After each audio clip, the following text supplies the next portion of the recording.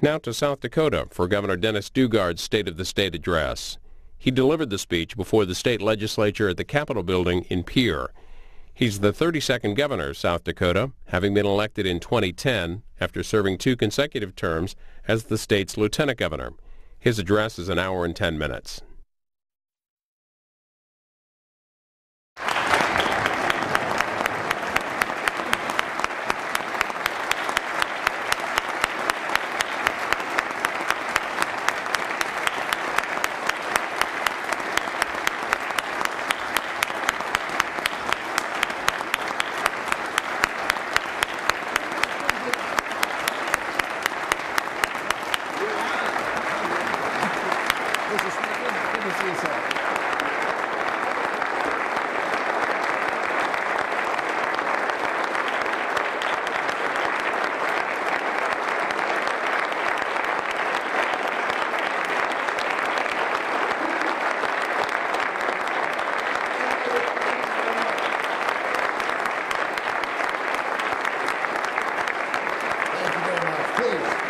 Please sit down. Thank you.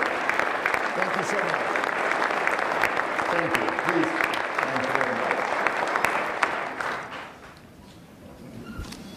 Thank you very much. It's good to have you back in Pierre. Before I begin today, I'd like to recognize a few new legislators who are joining us this year. At the budget address, I recognize Senator Blake Curd, Representative Dave Anderson, and Representative Chris Langer. Today, I'd also like to recognize Senator Chuck Jones from Flandreau and also Senator Alan Solano from Rapid City. Will all 5 of you please stand and be recognized? Welcome.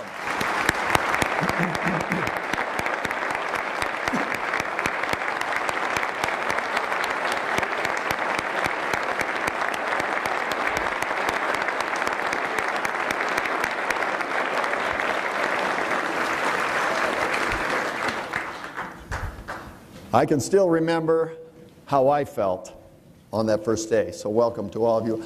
I'm also told that Governor Frank Farrar is here. Governor Farrar? There he is at the back. Sir, would you stand? Welcome, Governor.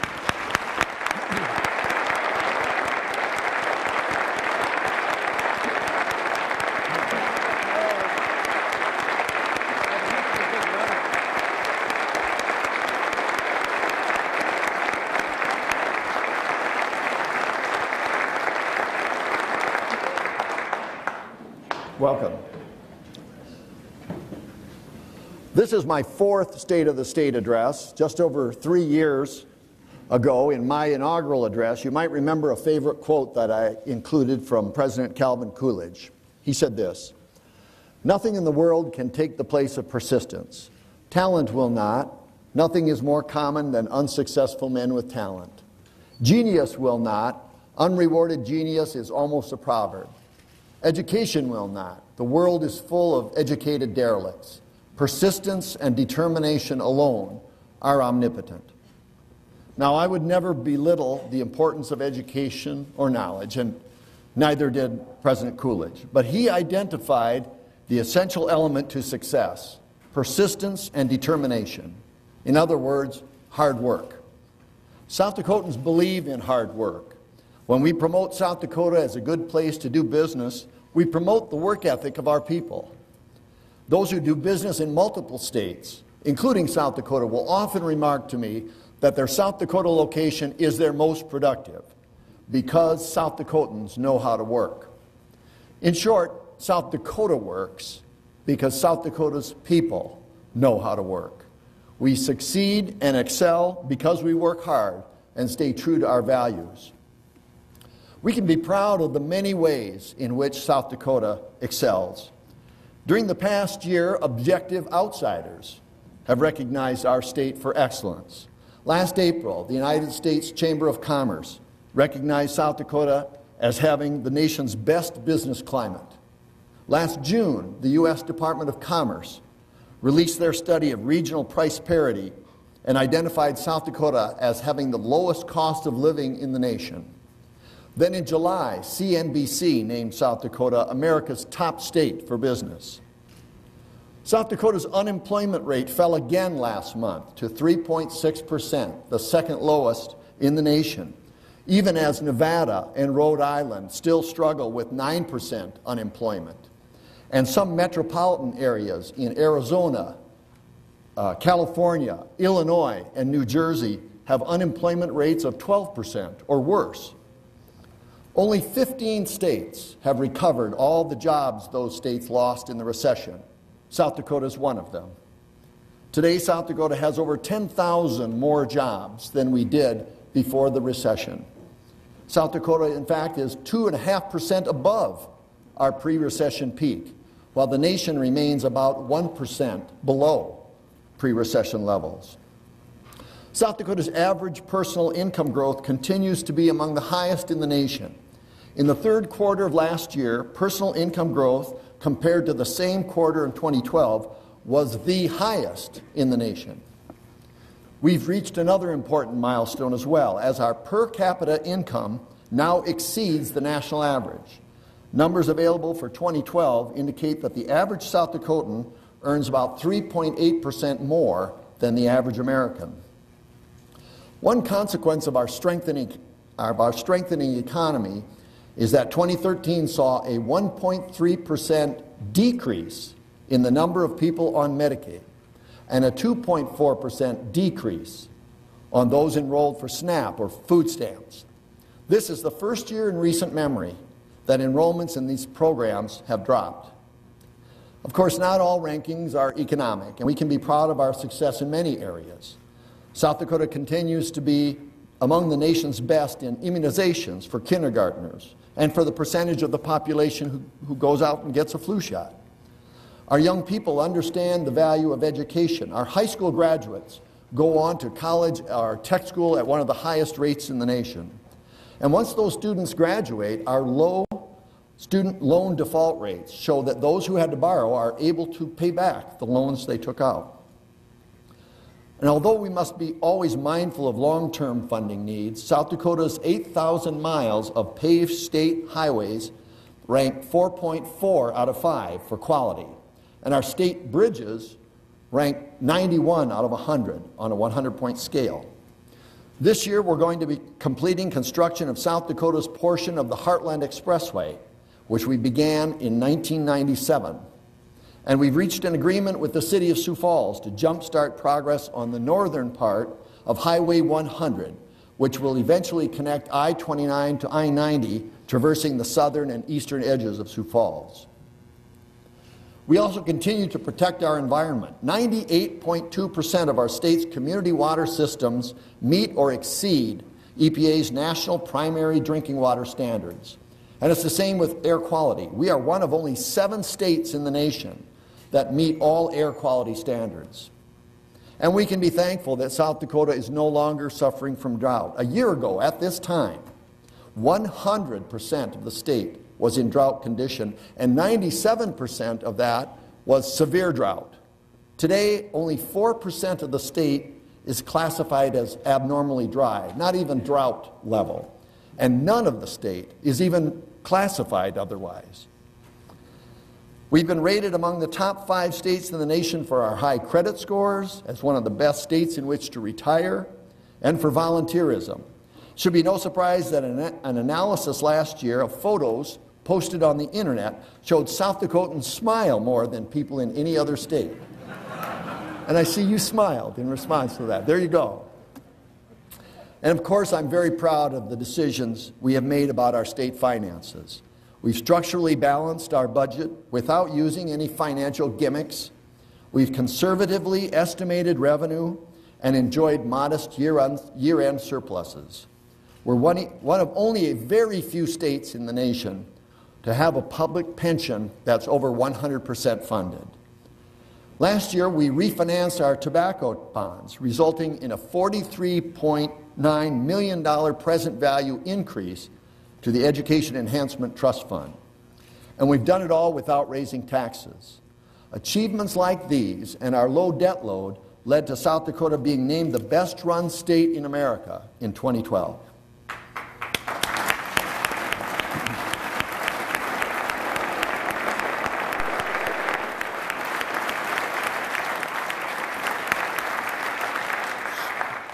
Some of these achievements were caused by good decisions that you made and other governors made over the years.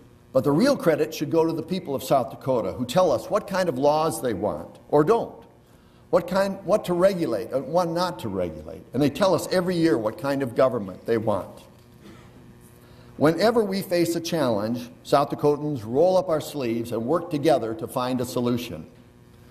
2 years ago, I used my State of the State address to speak to you about workforce. I announced the South Dakota Workforce Initiatives, or South Dakota WINS, a 20-point plan to get more South Dakotans trained and ready to work in a rapidly growing and changing South Dakota economy. South Dakota WINS included 4 categories of effort, and I'd like to briefly update you on some of the progress we've made in each of these areas over the past couple of years and share new proposals to continue our progress. The first area of South Dakota WINS is preparing our youth.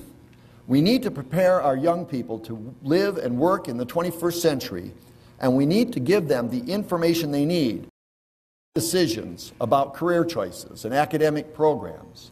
Students need to know that if they enter a high-need field, they'll find a job in South Dakota, and they'll make good money in that job. Over the last 2 years, the state has continued to strengthen SD My Life, an online portal for students and parents to research career and academic options. We've piloted new programs to remediation, both in high school and at the universities, to help more students succeed in post-secondary programs. And we've organized and promoted career camps in engineering, information technology, healthcare, and the skilled trades to expose students to those high-need career fields. Over the past year, I focused my attention on the need to offer high-quality CTE, career and technical education, in our K-12 schools. CTE is at the intersection of education and economic development. While many of our schools offer good CTE programs, these expensive programs can be difficult to offer and maintain, especially for our smaller school districts. I can't overstate the importance of these programs. CTE programs are very closely aligned with our state's workforce needs, from welding and machining to healthcare and information technology to engineering and biosciences. These programs give students experiences so they understand these aren't dirty jobs, but opportunities to work with the latest technology, hands-on. And even higher education opportunities are available after high school, right here in South Dakota, at our universities and technical institutes. After session ended last year, I asked staff from my office and from the Department of Education to reach out to those who are engaged in CTE programs. Over the spring, summer, and fall, they visited all 4 technical institutes, as well as high school CTE programs. They held a series of meetings to listen to over 40 high school administrators and educators, large schools and small schools, and they learned about innovation already occurring in our state. Fortunately, working together to provide CTE is not a new idea for South Dakota schools. Northeast Technical High School has provided CTE programs for Watertown Area School District for decades. In northwestern South Dakota, a consortium of 8 school districts uses a fleet of portable CTE labs in semi-truck trailers to share programs and equipment. In Sioux Falls, the new CTE Academy is providing cutting-edge programs to students from all districts in that area. We need even more innovation like this, and today I'm announcing I'll use at least $5 million in future funds this year to support a series of governor's grants for CTE. These grants will help schools join together to strengthen their current CTE offerings. The Department of Education issued a request for information to schools last fall. Maybe you heard about it. And we received proposals from 26 districts totaling $20 million in requests. We're working now to narrow down the requests we received and to sharpen the applications, and we can't do it all this year. But I believe these grants are a big step toward creating new opportunities for our young people to learn, work, and live right here in South Dakota. This year, we're also going to help finance more high school students to take dual credit courses. More and more high school CTE programs are partnering with our technical institutes to provide courses that award both high school credit and post-secondary credit. Our state universities have also partnered for years with high schools to make dual credit opportunities available. Schools can't typically pay for university or technical institute credit, though, and in some cases the cost of the higher ed credits makes these opportunities cost prohibitive for a student's family. Right now, college or tech school credit can be obtained for some courses provided by the high school if the high school course and instructor are approved by the college or tech school. For example, in college dual credit cases, students who pass their approved high school course can pay $40 per credit hour and get college credit in addition to their high school credit. However, if that high school student takes the course directly from the college, such as composition, online for dual credit, that student pays $300 per credit hour for that distance class. The FY15 budget I proposed last December proposes funds to help make these opportunities more affordable. Using a combination of state funds and discounts from the regents and technical institutes, we propose to buy down the cost of entry-level university and technical institute courses. That way, students can take these dual credit courses from the universities or from the tech schools directly at the low $40 per credit hour. Dual credit opportunities are a win, win, win, win. Students who start college or tech schools with some credits already earned are more likely to complete on time and at less cost.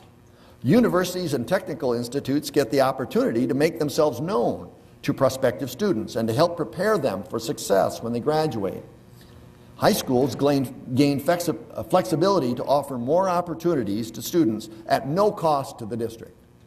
And the state gets more young people who are ready to succeed and live and work here in South Dakota. Offering training for skilled jobs is the second major area of South Dakota wins. And over the past 2 years, we've made major strides in this area. We created a new welding and manufacturing program at Mitchell Tech, and as of this fall, 23 of the 24 slots are full. We also expanded the welding program at Mike Durfee State Prison so that more inmates can learn this skill and prepare for a productive life after prison. And the tech schools have created innovative distance-based machining and welding courses that combine online and hands-on elements. These distance-based programs have already served students in 7 different South Dakota communities. Now, our technical institutes strive to teach using cutting-edge, up-to-date equipment, but that can be very expensive. Last month, I asked the 4 technical institutes to let me know their highest need equipment upgrades. And earlier this month, I awarded $3.8 million in future fund grants to the technical institutes to fund many of the needed upgrades in our workforce priority areas, from hemodynamic monitors used in cardiovascular procedures to computer numerically controlled press brakes and robotics trainers used in manufacturing, to Telecaster production switches used in satellite communications, just to name a few. These are just a few of the funded upgrades which will offer significant improvements to our technical institute programs. In addition, today I'm announcing that I'll be awarding the technical institutes another $1.5 million, that's $500,000 a year for the next 3 years, for scholarships in 20 high-need program areas. These scholarships of up to $5,000 for 2-year programs will be awarded to students who agree to stay in South Dakota and work in a high-need field for 3 years. Another important workforce need in our state is rural health care, and that's the third area of South Dakota wins. Between 2010 and 2020, South Dakota will need over 8,000 new health care workers. This is going to be a challenge because our elderly population is expected to double by 2025. Most of our state's health professionals are concentrated in the more populated areas. Rural areas have been struggling to recruit and retain providers. 53 of the state's 66 counties are federally designated as health professional shortage areas, either partially or completely. Healthcare providers who were raised in South Dakota, educated in South Dakota, and on-the-job trained in South Dakota are more likely to stay in South Dakota. And we have to work even harder to make that happen for rural areas. And that's where we've been focusing our efforts. We've already made important strides. 2 years ago, we expanded the Rural Healthcare Facilities Recruitment Program for fields such as registered nurses and physical therapists. As a result of this expansion, we have 120 healthcare professionals that were successfully recruited to 49 rural communities, including communities like Faulkton, Scotland, Mission, and Timber Lake. We also need more capacity in our educational programs. In fiscal year 13, we increased the class size at the med school by 4 students. And in my budget this year, I'm proposing that we add still another 11 students per class. That means in 5 years, we'll have 60 more med school students being trained in our state than we did before the expansion began. In the future, we must work to add residencies to keep these additional med school graduates doing their residency training right here in South Dakota. We've also increased the capacity of the physician assistant program at USD from 20 to 25 students and reserved 20 of those spots for South Dakotans. For the first time, we're now paying preceptors who provide practice experiences for physician assistants graduates. This has increased the number of willing preceptors in South Dakota. In my budget proposal for FY15, I'm encouraging you to provide the same financial incentive for nurse practitioner preceptors. Again, if we can keep these graduates doing their on-the-job training after school in South Dakota, it's more likely we can keep them working in South Dakota. To encourage practice in rural areas, the FY13 budget included funding to establish the Frontier and Rural Medicine, or FARM, program to give third-year medical students a 9-month experience in rural communities. These programs are important because we find that students who have good rural experiences are more likely to then practice in rural areas. The fourth and final area of South Dakota wins is our effort to attract more workers to South Dakota. I mentioned in my budget address last month that the new South Dakotans program, designed to recruit workers from other states, has worked more slowly than we'd hoped. Conversely, we've seen great success with the Dakota Roots program, which focuses recruiting efforts on inviting former South Dakotans to come back home. Since it began in 2006, more than 3,000 people have returned to South Dakota to accept employment thanks to Dakota Roots. A small investment of marketing dollars 2 years ago has led to an 89% increase in annual Dakota Roots registrations and a 66% increase in annual job placements in that 2-year period. My budget proposal reverts $4 million of the $5 million that was initially appropriated for new South Dakotans, but it also proposes to appropriate $500,000 in one-time funds to continue to strengthen the successful Dakota Roots program and to wind down the new South Dakotans program. The issue of workforce continues to be a major challenge for our state. Our low unemployment rate is a sign of our economic strength, but it also means it's difficult for employers to add more jobs, even if they have the business to justify it.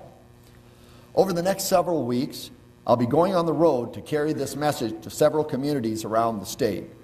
I'll address Chamber of Commerce groups, visit with editorial boards, and meet with employers about their workforce needs. Then, after session ends in the spring and summer, we'll organize larger workforce summits around the state, and I'll invite you so that the business and community leaders can come together to review our current efforts, learn about demographic and workforce trends, and so we can learn from them and discuss what we need to do next. 2 years ago, South Dakota Wins initiated some important efforts to address this challenge by strengthening K-12 and tech ed, addressing healthcare shortages, trying to bring more workers to our state, and other efforts. Some of those initiatives have been immediately successful, while a few haven't worked out as we had hoped. We need to recognize that the challenge of workforce will not be overcome easily, and it won't be overcome in 1 year. I hope we'll continue to focus on this issue during this legislative session and during the years to come. On another topic, nearly 2 years ago, our state embarked upon a review of the state's criminal justice system. The Chief Justice, legislative leadership, and I formed a work group to study our prison population and corrections system using a data-driven approach. We charged a work group with 3 clear goals: improve public safety, hold offenders accountable, and save money. The work group recommended, and the legislature passed last session, an extensive reform of our system, the Public Safety Improvement Act. These reforms included measures to strengthen offender accountability, offender supervision, ensure sustainability of the reforms, and focus prison space on violent and career criminals. I'm pleased to report today that over the last 10 months, the executive and judicial branches have worked tirelessly to ensure diligent, deliberate, and effective implementation of the Act. Several parts became effective last July, others became operative last fall, and some took effect just 2 weeks ago on January 1st. Now, development teams are still vigorously working on a few remaining issues, but regardless of the difficulty that comes with transformational change, the executive and judicial branches have worked very hard to achieve the goals we set. It's too early to declare victory, but the statutorily created Oversight Council is receiving very positive reports on the implementation so far. Let me give you an example. Holding offenders more accountable requires a focus on those most likely to reoffend. One of the policies that took effect last July was earned discharge credits. This policy allows compliant parolees to reduce the duration of their parole, 30 days of reduction every time they complete 30 days of perfect compliance. The program has been shown through empirical evidence to reduce recidivism, lower parole violations, reduce caseloads, and allow parole officers to focus on more high-risk offenders. From July through November, over 91% of eligible parolees have been compliant, following all the rules and paying their fines and restitution. Over 342,000 days of parole credit has already been earned. That's over 937 cumulative years and equates to about 5 fewer parolees supervised by each parole officer. Now, experts tell us it will take 2 or 3 years to complete implementation and 3 to 5 years to see all the results of our combined efforts. However, early data suggests the reforms you pass will succeed. We'll continue to closely monitor implementation of the law to ensure that our 3 goals of increased public safety, offender accountability, and reduced spending are met. The other major piece of legislation that passed last session was Senate Bill 235, which created the Building South Dakota Fund. This important legislation allows the state to partner with local economic development efforts, and it recognizes the crucial role that housing, infrastructure, and career and tech ed all play in growing our state's economy. I've already discussed some efforts I've made in some of these areas, and Building South Dakota ensures we'll continue to focus on these issues into the future. Over $3.4 million in grants have already been awarded since Building South Dakota took effect last year, and the legislation is also providing extra funding for schools to support English language learners. In the budget address, I discussed my proposal to change the funding mechanism for Building South Dakota, again by pre-funding Building South Dakota with $30 million of one-time dollars. We can free ongoing dollars for other priorities. I know many of you wondered what this proposal would mean for the future of Building South Dakota, and the bill I introduced will ensure this program is funded for years to come. Thanks to your commitment over the past 3 years to conservative budgeting, South Dakota has enjoyed a budget surplus each of the last 2 years. So long as we stay true to those principles, we should expect that to continue more often than not. Under current law, budget surpluses are transferred into budget reserves as part of our rainy day funds at the end of the fiscal year. I'm proposing to change that in certain circumstances. Under my proposal, the first priority for surplus funds will be to keep our rainy day funds at 10% of general fund appropriations for the year just ended. Once that is met, the second priority will be to automatically pre-fund Building South Dakota so that the program is always funded at least 1 year in advance. It's important to remember that the $30 million of pre-funding I've already proposed secures the Building South Dakota for more than a year into the future. In addition, I believe we all agree this program is a very prudent place to invest one-time dollars mid-session. If we're conscientious about investing one-time dollars in the years when we have them, the automatic funding that I'm proposing will never be necessary. But my proposal will guarantee that Building South Dakota is the first in line for year-end surplus funds when our rainy day funds are adequate. Building South Dakota created some important new tools to aid our economic development efforts. And thanks to our business climate, we've already seen many businesses expand and add jobs over the past 3 years. For example, in the manufacturing sector, 2 Texas-based companies, Permian Tank and Manufacturing and Pipeline Plastics, LLC, expanded to Belfouche to take advantage of the opportunities in the oil and gas fields, especially in North Dakota. Together, they will bring 105 jobs to the area. A third Texas company, WL Plastics, began production in their new Rapid City location last August, adding 43 jobs. In 2012, AKG North America Operations, a German-based company that provides brazed aluminum air-cooled heat exchangers, added a new addition to its Mitchell facility to create space for 215 jobs. Last year, Marmon Energy, a Quebec-based manufacturer of wind towers, purchased a 150,000 square foot building in Brandon.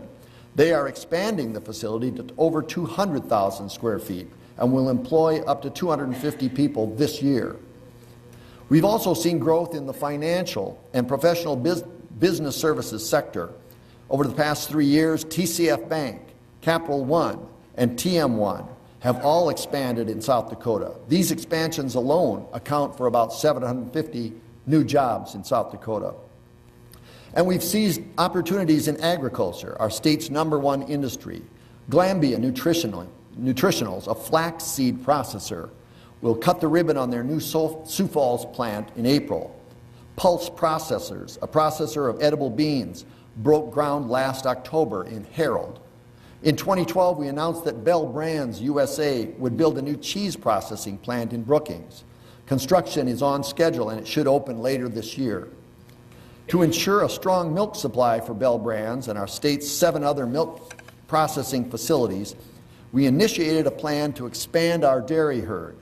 Through our county site analysis program, state officials have worked hand in hand with local county commissions and landowners to identify the best locations for new livestock operations and ag development.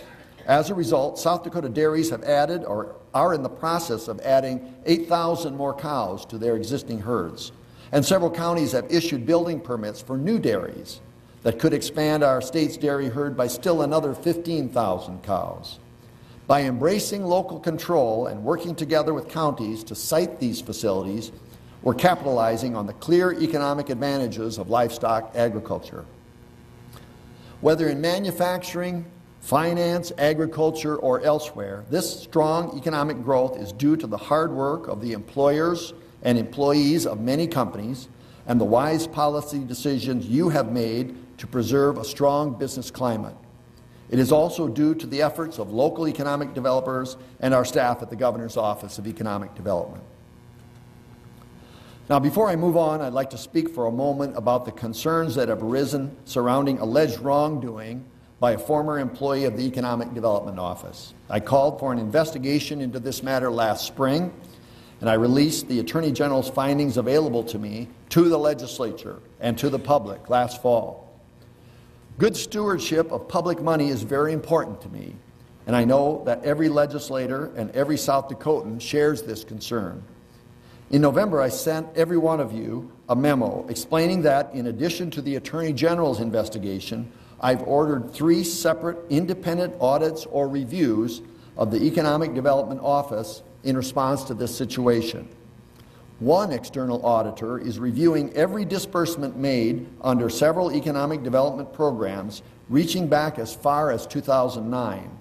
This review will verify there was a signed agreement or approved application and supporting documentation for every disbursement, and that each payment amount was correct and that a check or electronic payment was made to the intended recipient. The second review is being conducted by your Department of Legislative Audit, which is independent of the executive branch and reports to you, the state legislature. Legislative Audit is performing a financial and compliance audit of the fund financial statements for all government funds in the Economic Development Office, again reaching back to 2009. The Attorney General has received a court order, you probably read in the paper, authorizing him to release records he obtained during his investigation to your Auditor General to aid in this audit, which will supplement those audits that Legislative Audit already performs of some economic development programs. Still another third independent auditor is conducting an examination of internal control procedures. This review will look for weaknesses in policies and procedures and will make recommendations to ensure that the economic development programs have adequate internal control procedures in place to safeguard public funds. In addition, members of my team are working closely with the State Auditor's Office to improve our internal practices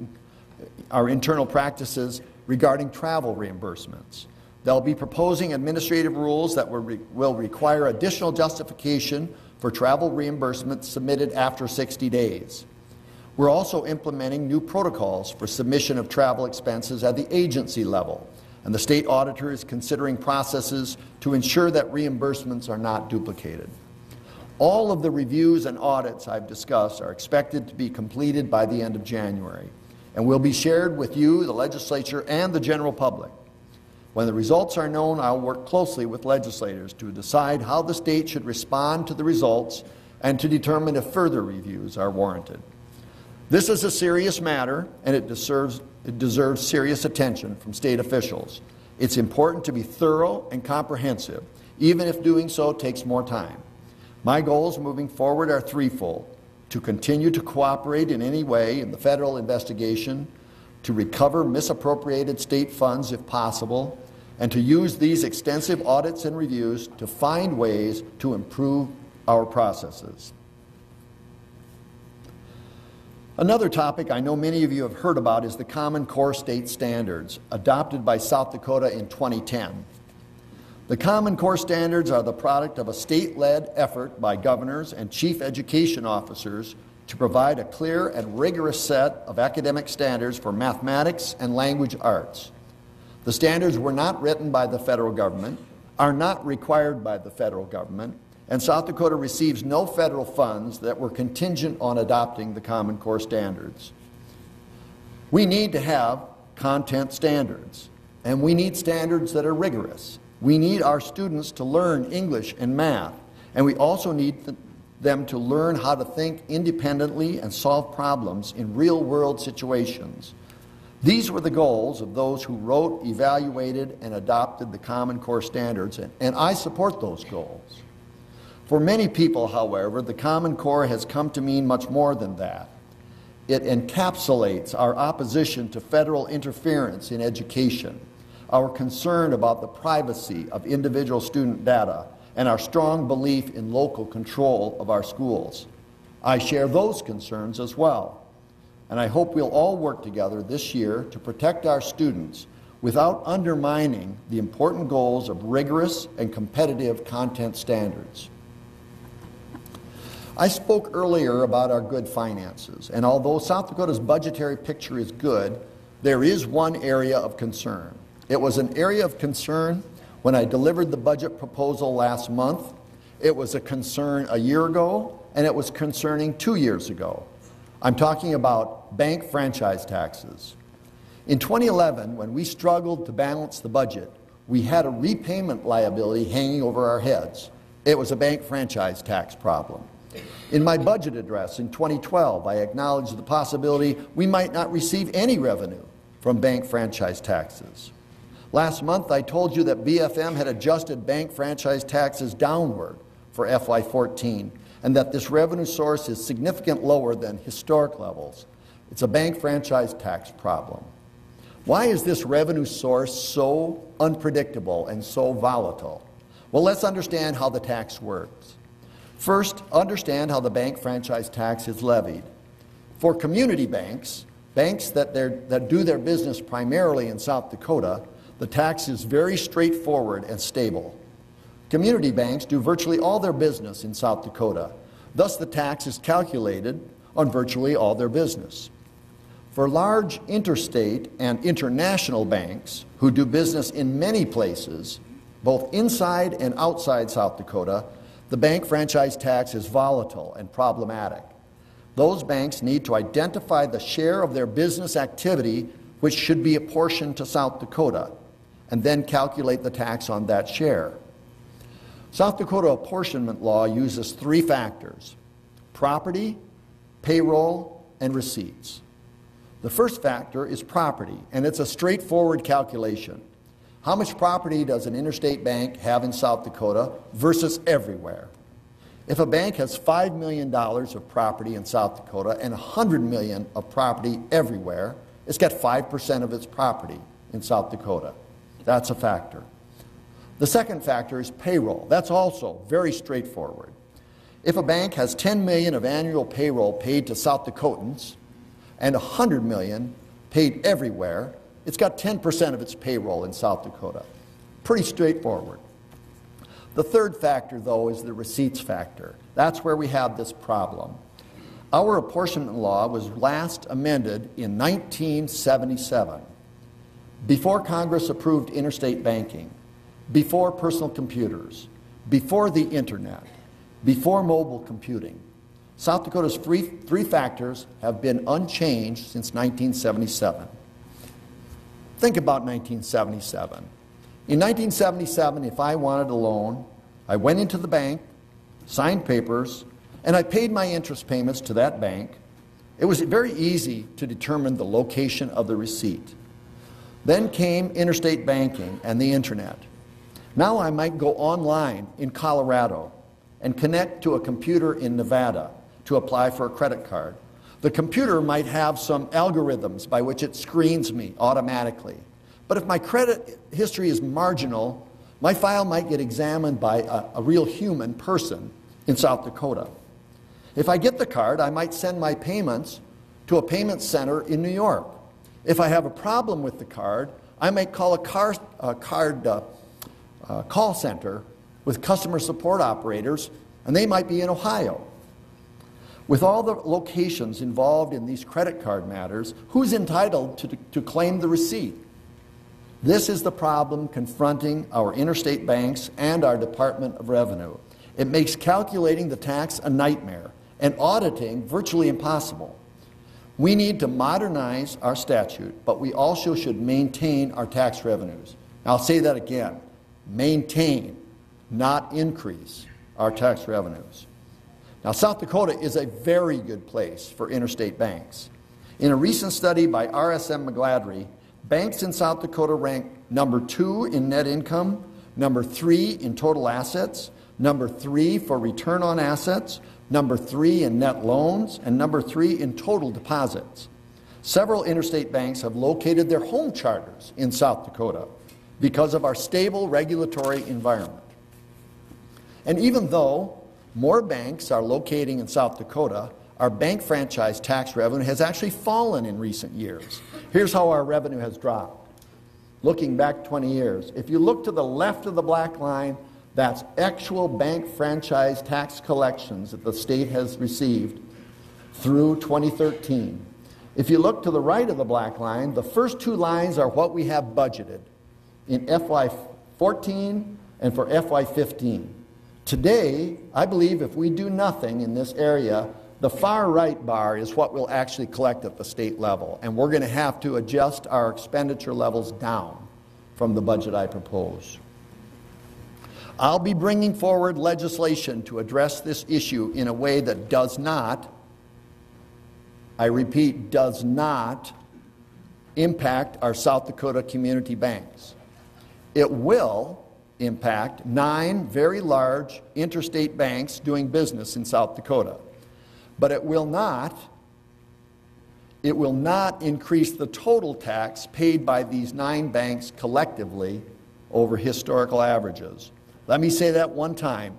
It will impact 9 large interstate banks, but it will not increase the collective tax that these 9 banks have paid historically over average years.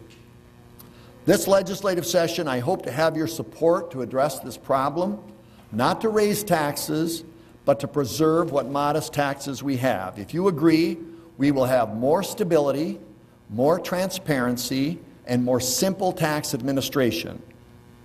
And South Dakota will remain one of the lowest tax environments in the country for all banks. Last summer, one of our very large daily newspapers ran a series of articles describing how citizens had been seriously hurt by an insurance carrier doing business in our state.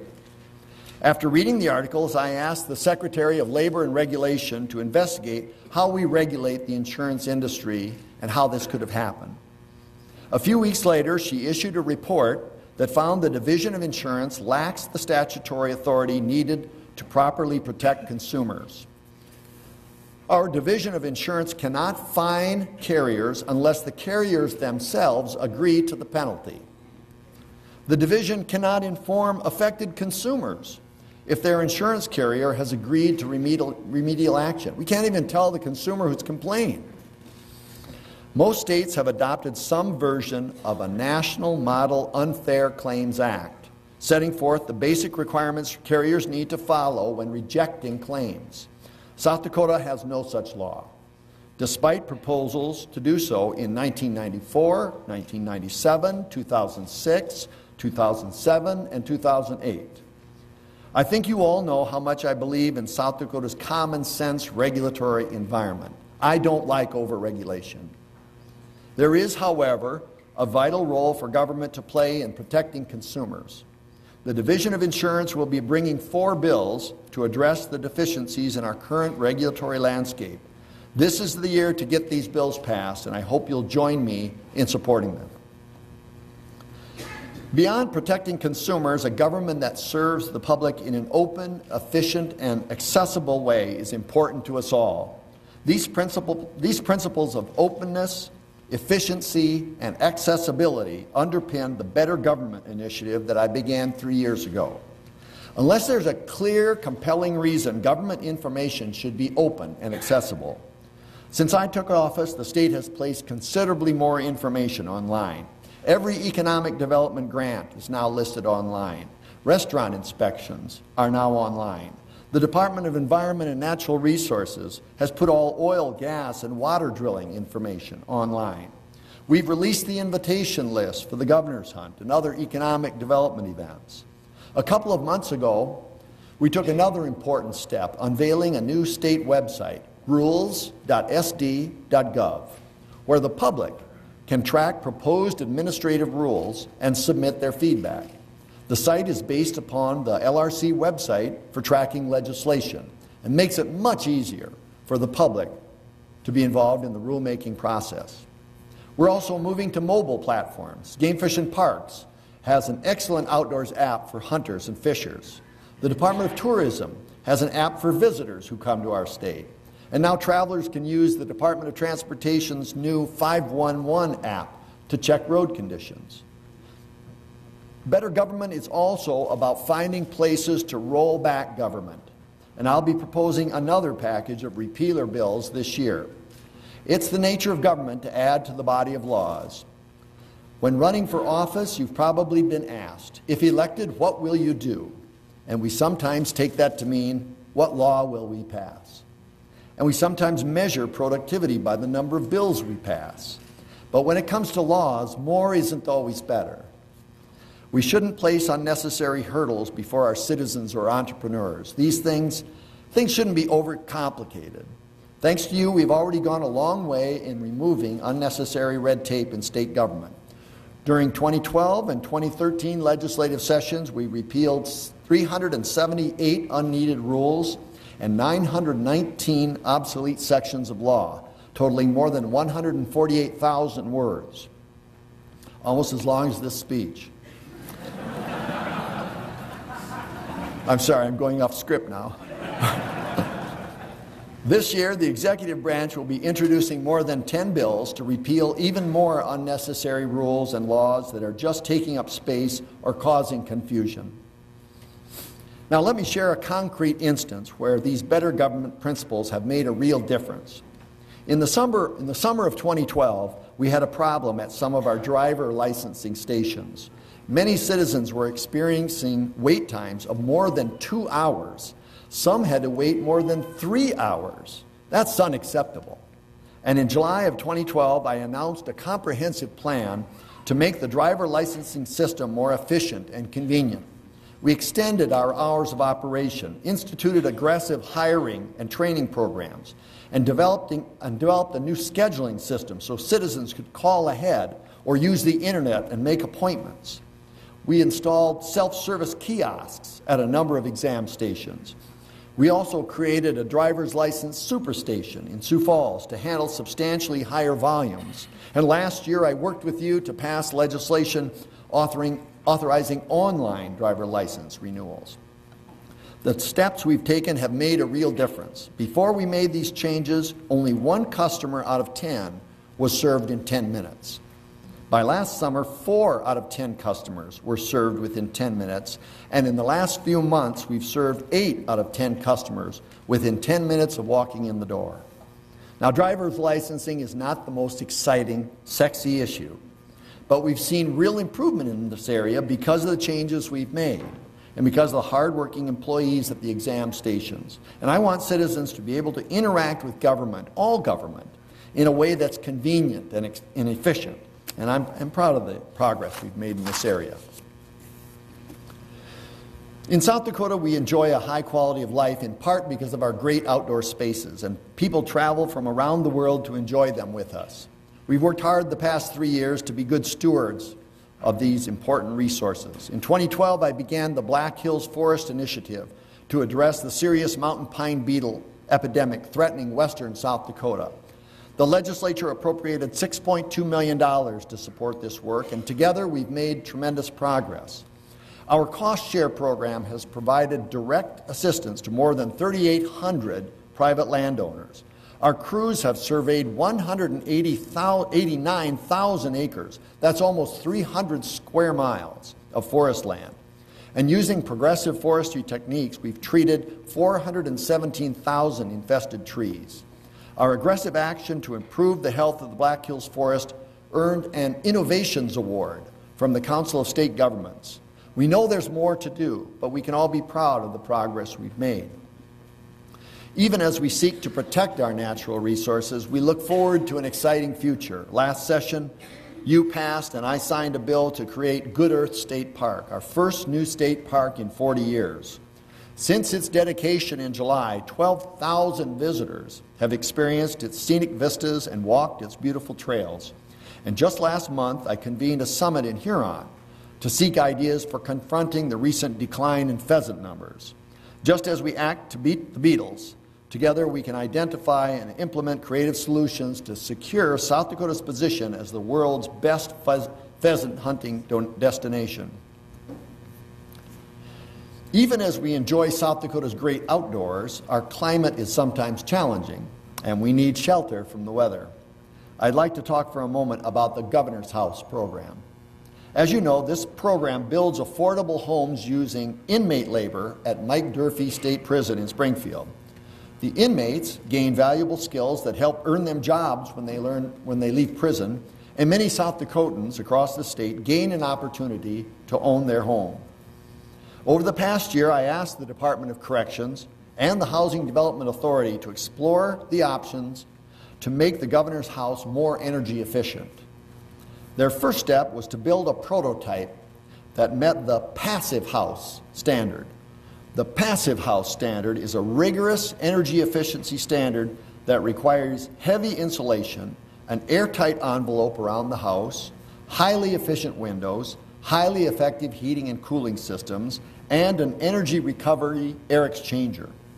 Structures meeting the Passive House standard have very low utility bills, and the homes retain enough heat to provide survivability even in extreme cold weather without power. The demonstration house was built in only a few months, applying techniques that the builders had learned only that year. In spite of these limitations, they met the Passive House standard, and the house was put on display at the state fair to educate fairgoers about new cutting-edge building technologies. Now, building every Governor's House to Passive House standard would make the house too expensive for the target purchasers. But we have redesigned the governor's house to apply many passive house principles: better insulation and windows, an airtight envelope, and an energy recovery air exchanger. These houses will now meet the Energy Star standard, which makes them eligible for federally insured mortgages available only to energy-efficient homes. We've also ensured that the increased costs of the upgrades is offset by the decreased costs homeowners see in their utility bills. In the past few weeks, the news has covered the potential sale of the former DM&E railroad line by the Canadian Pacific Railway. This rail line hauls more than 80 million bushels of grain, 13,000 cars of clay, and hundreds of thousands of tons of cement and other materials every year. I became involved in this issue in December of 2012 when the Canadian Pacific announced its intention to sell the line just 4 short years after purchasing it, with promises to invest more than $400 million in improvements. I had 2 concerns. First, I wanted to be certain any potential buyer would continue to operate the entire line. Second, I wanted to determine whether Canadian Pacific had fulfilled its promises to invest in line upgrades. I believe our efforts over the past year have been a success. Last month, the Federal Surface Transportation Board granted the state's petition to obtain information we need from the Canadian Pacific to verify that the upgrades have indeed been made. We were supported in that petition by the U.S. Secretary of Transportation and the U.S. Secretary of Agriculture, as well as by our congressional delegation. Canadian Pacific has now announced its intention to sell the line to Genesee and Wyoming, the nation's largest short line operator. The CEO of Genesee and Wyoming came to Pierre last week to meet with me, and I'm optimistic they will operate the line in a way that benefits our state, as they have with similar short lines in other parts of the country. Another important piece of legislation that we passed a year ago dealt with organ donation.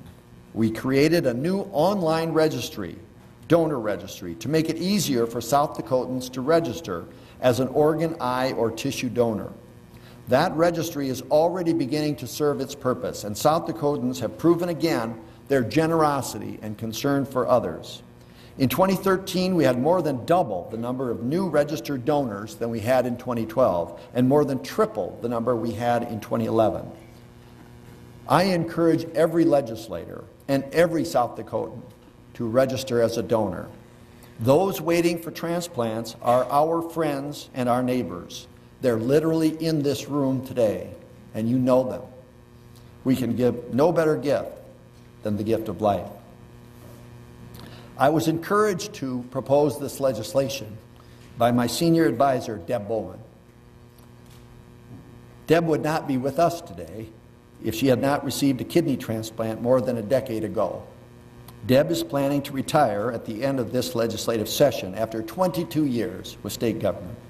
She's been a friend and an advisor to me, as well as to Governors Mickelson, Janklow, and Rounds. I know Deb has also worked closely with many of you in the legislature, and we all know how passionate and compassionate she can be. Please join me in thanking Deb for her years of service.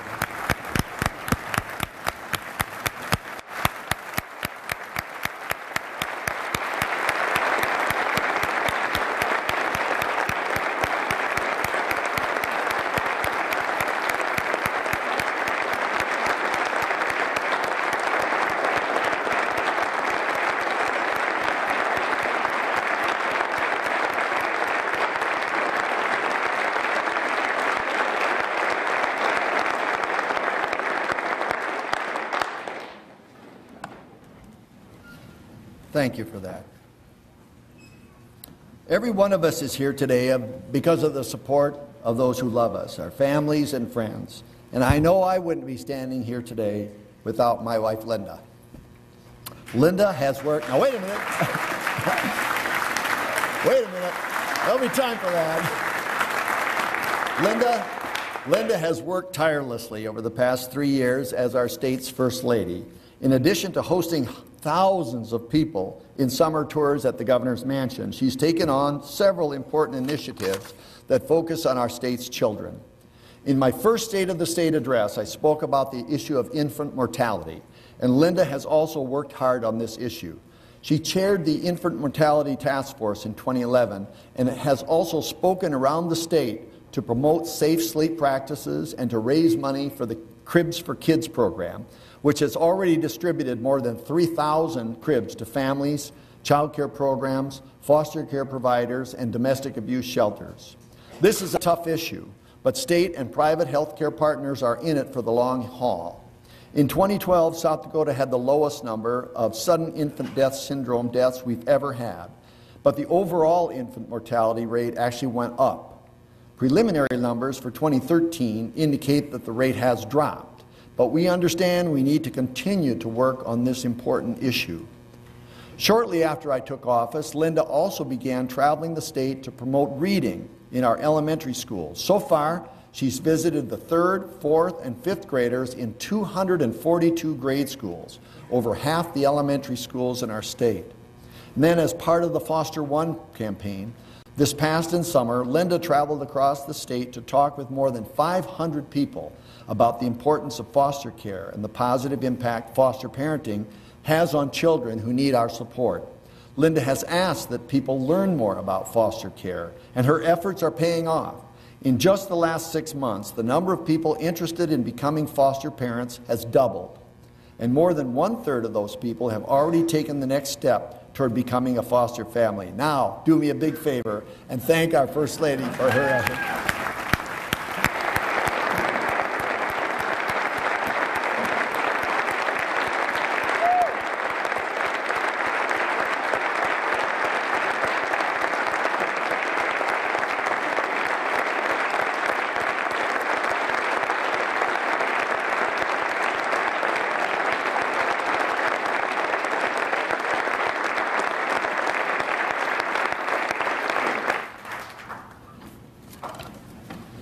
I'm sure that'll pay dividends later. Yeah.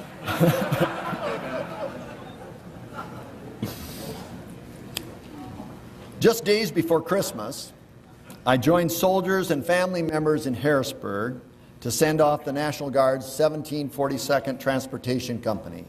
Holiday or not, 162 soldiers answered the call to duty, leaving homes and families for a year-long tour in Afghanistan.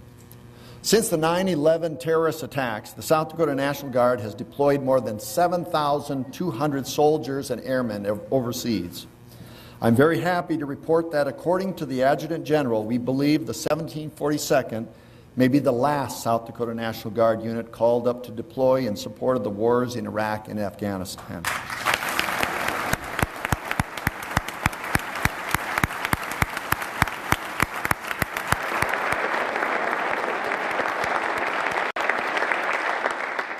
These brave men and women represent the finest that our state has to offer, and they've served and sacrificed much in defense of our state and nation. Our returning heroes are also creating a new generation of veterans. Since South Dakota gained statehood in 1889, our state has provided a home for veterans in Hot Springs. I read the initial State of the State by Governor Millett, and he talked about that home. As I reported to you last month, our plan to build a new Michael J. Fitzmaurice Veterans Home is on track and under budget. Since December, contractors have been busy moving earth and blasting rock. Underground utilities are being installed, and one old building is being demolished. The new home, which is scheduled to open in late next year, will provide a place for our aging veterans for decades to come. And of course, the veterans who live in Hot Springs are just a small portion of the 75,000 veterans living in South Dakota. And they range in age from World War II veterans to those just returning from Afghanistan. This year, the South Dakota Department of Veterans Affairs is launching Operation Reach All Veterans, a plan to meet every veteran in South Dakota and to offer assistance with federal, state, and local benefits. The department will host more than 130 open houses, including at least one in every single county, to reach out to veterans. Later today, I'll sign a proclamation declaring today Operation Reach All Veterans Day in South Dakota to kick off this effort. Please join me in a round of applause for the service of our veterans and active military personnel.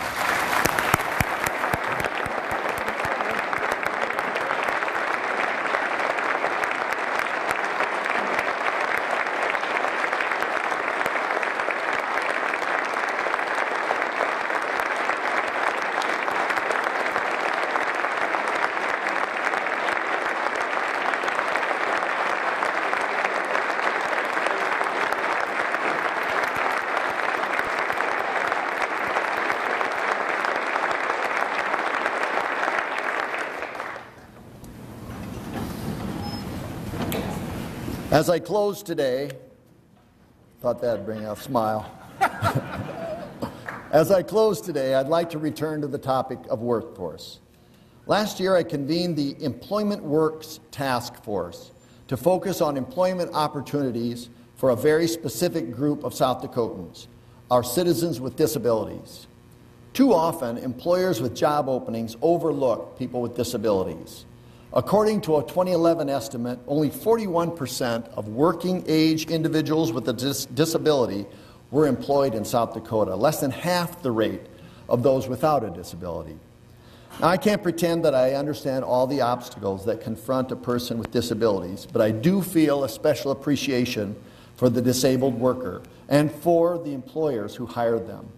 Both my parents were born deaf, and I witnessed the challenges they faced as they job hunted.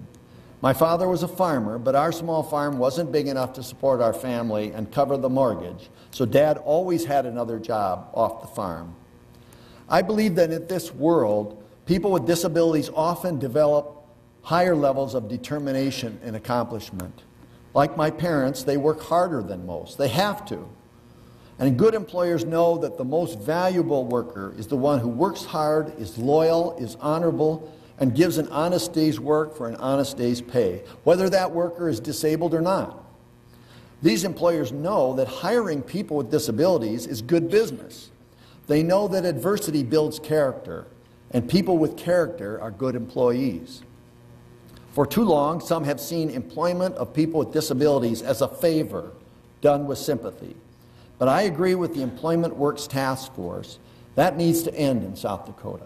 We need to connect employers with employees who have disabilities because it makes good business sense for the employer.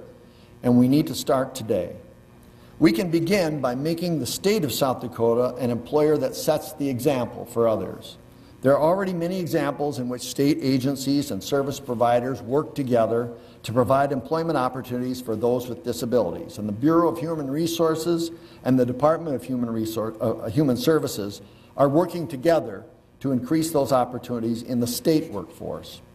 In the past year, the Division of Vocational Rehabilitation alone assisted over 900 people with disabilities to reach their employment goals, and I support the task force's report to make the Department of Human Services a single point of contact to educate employers, provide technical assistance, and connect employers with qualified individuals with disabilities. The best thing we can provide for every South Dakotan is the opportunity to enjoy the rewards that come from work.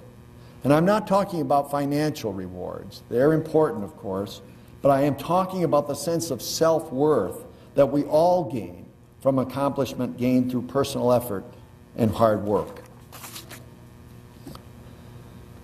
South Dakota works in so many ways because of our values. Through blizzards, droughts, tornadoes, fires, and floods, we always come together to overcome adversity. As Laura Ingalls Wilder recalled her father's words in the long winter of 1881, "It's got to quit sometime, and we don't. It can't lick us. We won't give up." South Dakotans don't give up, and we saw that proven to us again last fall. The early winter storm hit western South Dakota at the worst time for our ranchers. They lost tens of thousands of sheep and cattle and saw decades of work wiped out in just a few days. But as a friend from Union Center said to me yesterday, the next rancher to demand a government handout will be the first one. Ranchers worked hard, braved the elements, and did what they could to save their livestock. Neighbors came together to help respond to the devastation. State and local governments helped clear away carcasses. And as of last week, the Rancher Relief Fund has raised more than $4 million to help those who are hurt to get back on their feet. Now, $4 million is a lot of money, but in comparison to the value of lost livestock, it's relatively small. Still, what's important is what it says about South Dakotans, that we care about each other and do what we can to help when we can. That's what we do in South Dakota. We pull together when times get tough. We work hard, take care of ourselves, and help our neighbors. As South Dakota celebrates 125 years of statehood this year, we can be proud that we are strong because we have not forgotten those values. What's the state of our state today? The state of South Dakota is strong, and I know the best is yet to come. Let's all work hard this year.